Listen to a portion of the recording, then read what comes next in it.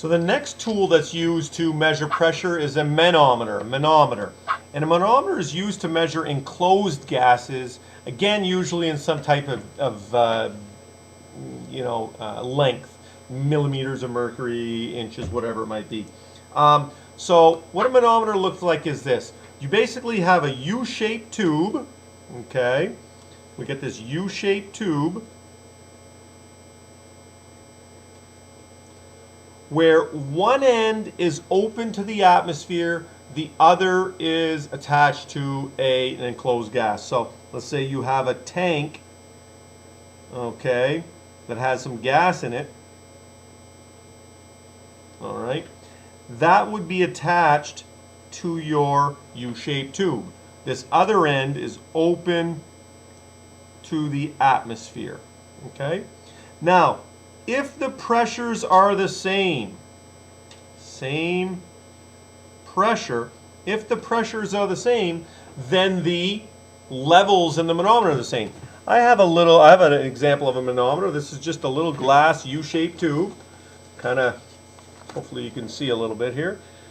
But right now, both of them are are open to the atmosphere. So notice that the level of the liquid in here, I just put a green liquid, the level of the liquid is the same, okay? Now, when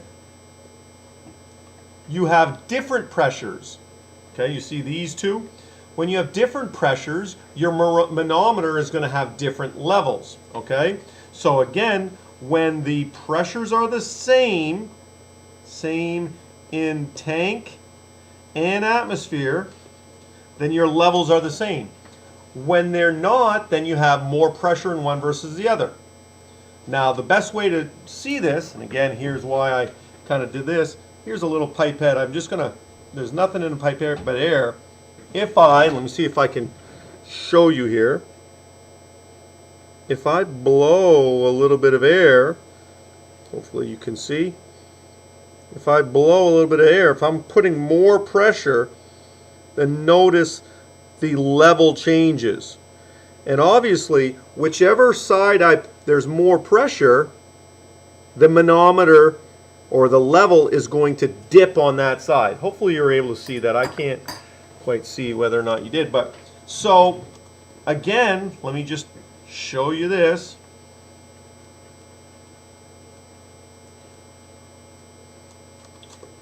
Let me just draw my manometer again. Here's my tank, okay, and that's attached to my manometer. If my level is now like this, okay, which side is pushing harder?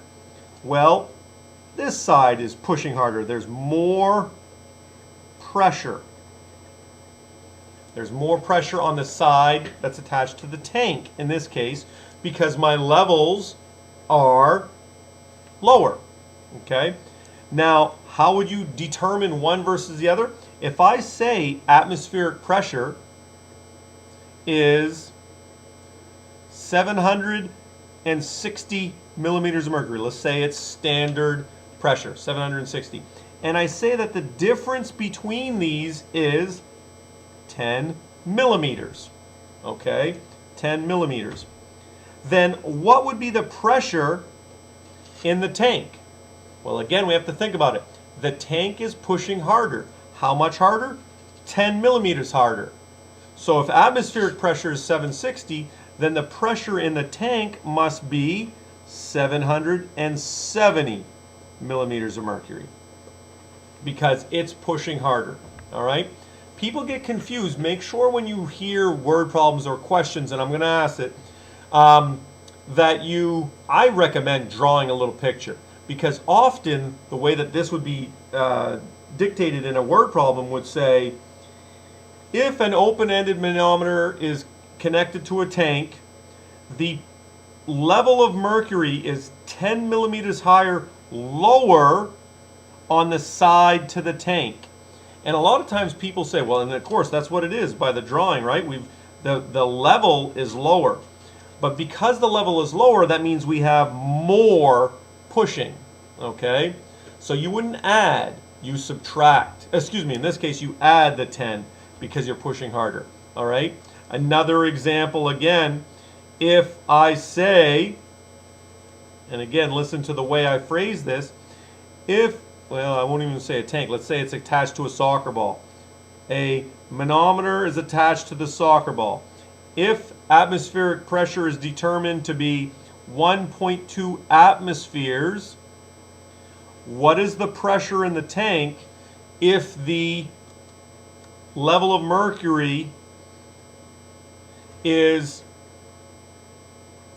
8 millimeters higher on the side attached to the ball?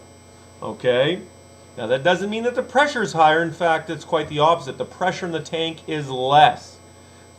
The pressure in the ball is less. Now I can't just add or subtract 8 to this 1.2. I must first convert that to millimeters of mercury, atmospheres, millimeters of mercury, 761. And I might as well go ahead and do that one. Let me really quickly do that. Let me solve it. So 1.2 times 760 equals 912 mmHg. So that's what the pressure is in the atmosphere.